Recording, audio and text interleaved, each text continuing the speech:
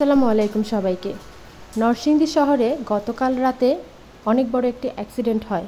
রাত আনুমানিক 12:30টার দিকে ঢাকা থেকে সিলেটগামী একটি বাস নিয়ন্ত্রণ হারিয়ে ওভারব্রিজ থেকে নিচে পড়ে যায়।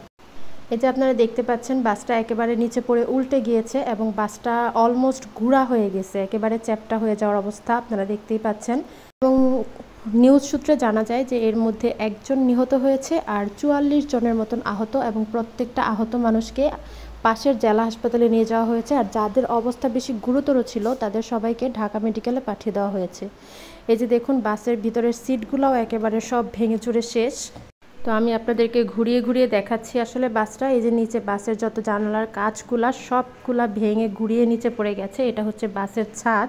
বাসের ছাদটাও দেখুন একেবারে আলগা হয়ে নিচে সরে গেছে সিট থেকে, ওপরে সিটগুলো সব বাইরে বের হয়ে গেছে। তো ভিতরে অবস্থা একেবারে সব কিছুই একদম অবস্থা খারাপ। এই যে ভিতরের সিট সব উল্টাপাল্টা হয়ে ভেঙে চুরে একটার সাথে আরেকটা মিলে গেছে। তো আমি আসলে সত্যি মানে রিয়েল নিউজ কোনটা জানি না যে কতজন আহত কতজন নিহত। তো সবাই সবার জন্য দোয়া করবেন।